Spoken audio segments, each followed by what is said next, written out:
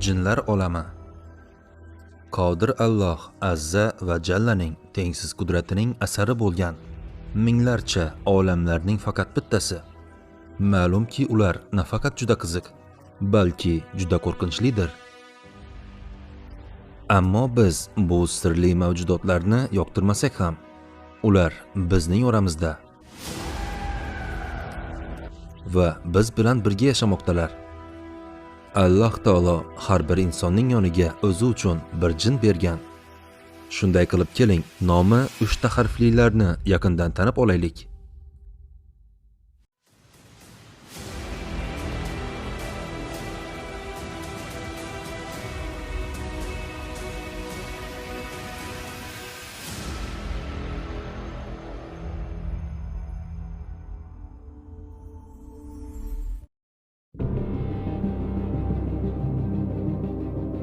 Yer sayyorasi.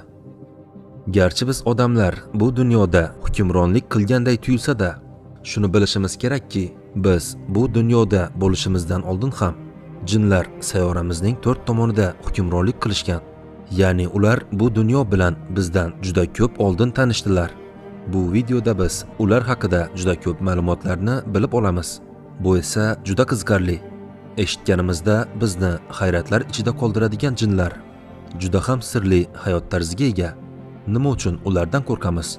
Axir ular ham Qodir Alloh Azza va Jallaga xuddi biz insonlar singari faqat qullik qilish uchun yaratgan mahluqotlardan biri emasmi? Menimcha odamlarning ulardan chekinishining asosiy sababi, chunki ular biz bilan bir muhitda, ular biz bilan uyda, ish joyimizda yashaydilar. Lekin shunga qaramay biz ularni ko'ra olmaymiz. Bizning hayotimiz va kasbimiz bo'lgani kabi, jinlar ham biz kabi hayot kechirishadi. Hammomga kirganimizda, oshxonada ovqat pishirayotganimizda, ular biz bilan bir xil muhitda va o'z hayotlarini davom ettirmoqdalar. Ammo inson va jin o'rtasidagi ajoyib farqlardan biri shundaki, biz ularni ko'ra olmasak ham, ular bizni ko'rishi va kuzatishi mumkin. Qur'ondan tushunganimizdek, biz odamlar tuproqdan, jinlar esa tutunsiz olovdan yaratildi. Jinlar ham biz odamlarda bor ma'lum chastotaga ega. Shuning uchun ular energiyadan iborat. Jinlarning har bir chastota diapazoni biz ularni inson ko'zimiz bilan ko'ra olmasligimizning asosiy sabablaridan biri.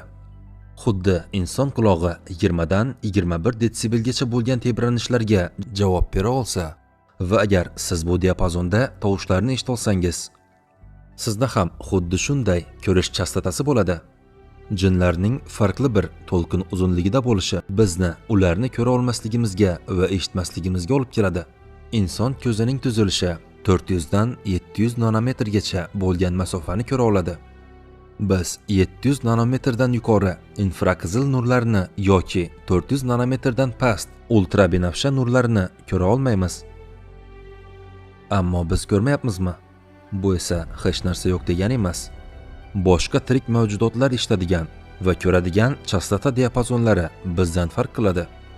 Alloh shunday o'zgacha dunyoni yaratganki, biz odamlar uni 20 dan 20 minggacha, mushuklar 100 dan 61 gacha, itlar esa 65 dan 45 minggacha tovush tebranishlarini eshita olishadi.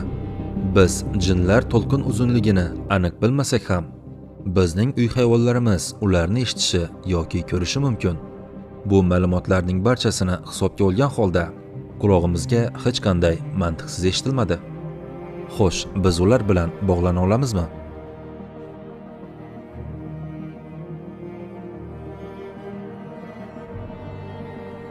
Bu savolga javob dahshatli tuyulishi mumkin bo'lsa-da, ha, odamlar va jinlar suhbat qurishi mumkin.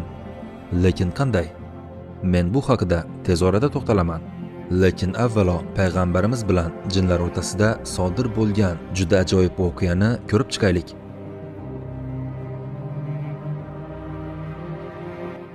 Jinlar xuddi biz odamlar kabi aqlli, irodali va ongli mavjudotlardir.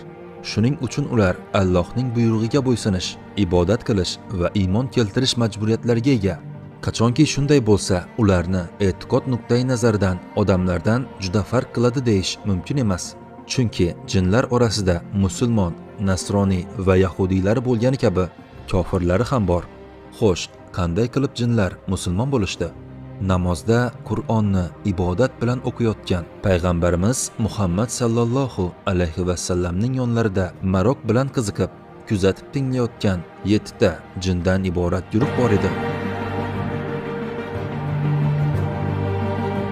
Ular Qur'on tinglashdan zavqlanishardi.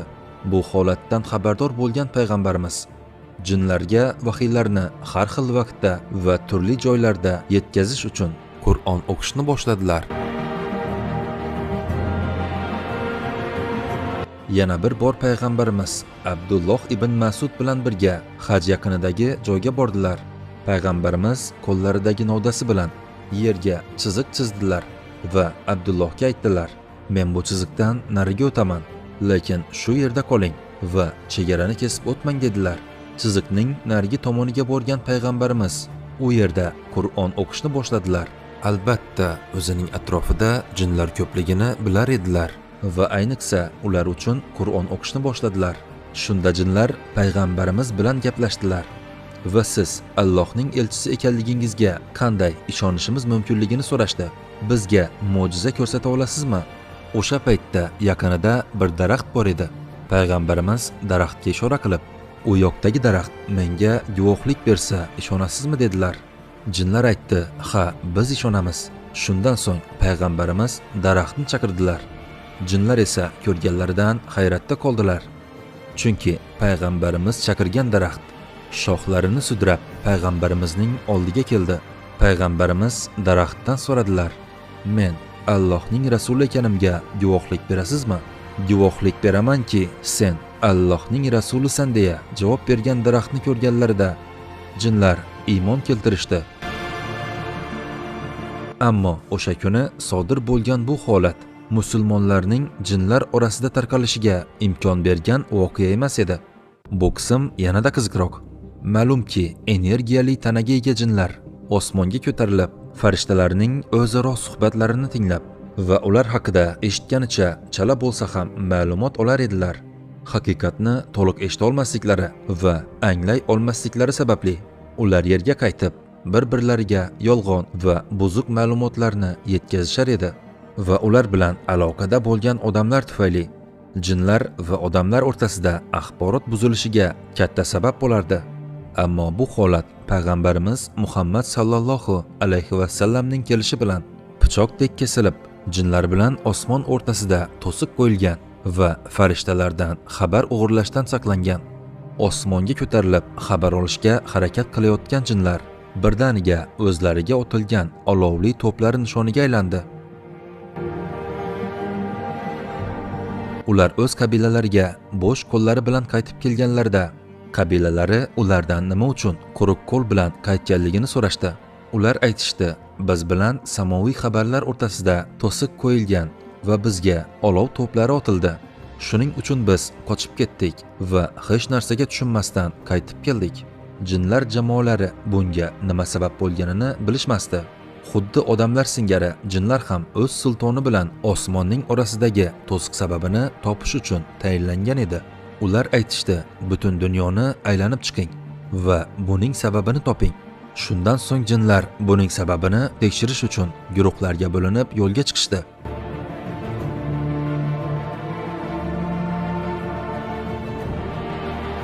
Bu vaqtda, ya'ni hijratdan 3 yil oldin payg'ambarimiz Tayyibdan qaytayotganlarida bir joyda turib bomdod namozini o'qiyotgan edilar. Yerni aylanib chiqqan 7 kishilik jinlar guruhi bomdod namozini o'qiyotgan payg'ambarimizga duch keldi. Payg'ambarimiz namoz o'qiyotganlarida Qur'onni eshitgan jinlar: "Bu bizga osmondagi xabarlarni eshita olmasligimizga sabab bo'ladi" dedilar. Biroq ular tinglagan Qur'onni juda yaxshi ko'rishardi. Ular darhol o'z xalqlariga qaytib, vaziyat haqida gapirib berishdi. "Ey xalqimiz, haqiqatan ham biz to'g'ri yo'lni ko'rsatadigan ajoyib, go'zal Qur'onni tingladik va unga ishonamiz va hech qachon Robbimizga hech kimni sherik qilmaymiz."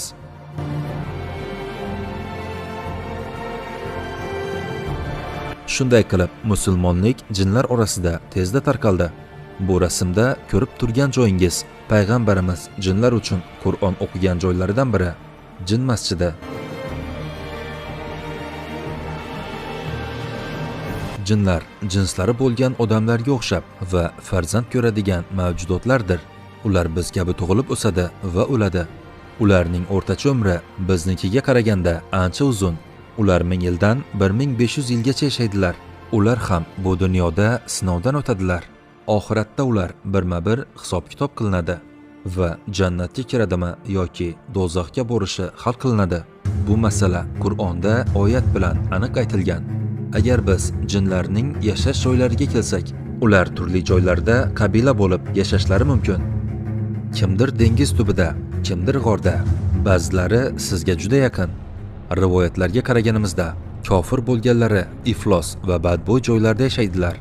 Bundan tashqari, yer yuzidagi hasharotlar teshiklariga peshob suyuqligini chiqarishni man qilgan payg'ambarimiz bu yerda jinlar o'zlari uchun turar joy qilgan bo'lishi mumkinligini aytdilar. Ular butun dunyoda, Amerikada yashaydiganlari, Yevropada yashaydiganlari, Istanbuldan ham, hatto O'zbekistonliklari ham bor. Masalan, payg'ambarimizni tinglash uchun kelgan jinlar Diyarbakir yaqinidagi Musaybindan kelganligi xabar qilingan. Jinlar turli shakllarga ega bo'lish va odamlar qila olmaydigan vazifalarni qilish qobiliyati bilan yaratilgan. Garchi bu ularni odamlardan ustun qilmasa ham, biznikidan farqli kuchlarga ega ekanligi ularni odamlar uchun og'ir ishda ishlatishga imkon berdi. Biz bilamizki, eng muhim misollardan biri Alloh jinlarni Sulaymon alayhissalom amriga bo'ysuntirib qo'ydi. Sulaymon alayhissalom og'ir va mashaqqatli ishlarda jinlardan foydalangan. Men yaqinda chiqaradigan Sulaymon alayhissalom haqidagi videoyimda ushbu mavzu bo'yicha barcha tafsilotlarni tushuntiraman. Shuning uchun obuna bo'ling va qo'ng'iroqchani bosib qo'ying. Ishonchim komilki, siz bu videoni o'tkazib yubormaysiz. Alloh taolo har bir inson uchun unga bittadan jin berdi. Ya'ni har birimizning o'z jinlarimiz bor. Biz ularni ko'ra olmasak ham, bu yerda jin shaytonni anglatadi. Ma'lumki shayton jinlardan kelib chiqqan bir mavjudot. Hatto payg'ambarimiz Muhammad sallallohu alayhi va sallamda ham jin bor edi. Ammo u jin payg'ambarimizga taslim bo'ldi va Allohning yordami bilan musulmon bo'ldi. Sizlardan birontangiz shaytondan, ikkinchisi farishtadan emassiz, deya aytilgan Muslim hadislarida. Qur'onda odamlar jinlar bilan muloqot qilishlari mumkinligi haqida dalillar bor. Yuqorida aytib o'tganimdek, Sulaymon alayhissalom buning eng buyuk namunalaridan biridir. Lekin jinlar bilan muloqot qilish uchun bu ishda malakali bo'lish kerak. Chunki siz xato qilishingiz va jinlarning sizni ta'qib qilishiga sabab bo'lishingiz mumkin. Jinlar har doim ishonchli do'stlar emas. Vaqti kelganda ular sizni hayratga solib, tahdid qilish orqali sizni turli ishlarga majburlashlari mumkin. Shuning uchun ular bilan o'ralashmaslik yaxshiroqdir. Shuni unutmangki, Alloh biz insonlarni jinlardan ustun yaratdi. Biz Allohga sodiq, iymonlilar ekanmiz. Jinlar bizga zarar yetkazishi aslo mumkin emas. Shuning uchun siz ular haqida o'ylab qaltirashingiz befoyda.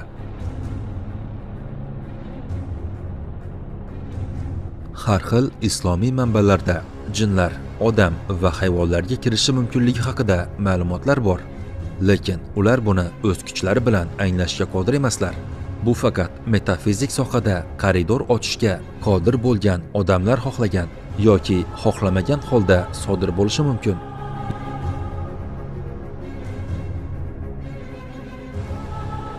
Yoki psixologik muvozanatning buzilishi va ruhiy zaif bo'lganlar jinlar bilan aloqada bo'lishlari mumkin. Qurtubiydan rivoyat qilingan jinlar bilan muloqot qilish mavzusidagi rivoyati bilan bo'lishishga ijozat bergaysiz. Hazrati Oysha onamiz uxlab yotganlarida jinlar bir kecha tushida kelib, uni olib jinlar qabilasiga olib kelishdi. Hazrati Oysha onamiz nima uchun bu yerga olib kelinganini so'raydi va jinlar javob beradi: siz musulmon bo'lgan jinlardan birini o'ldirdingiz.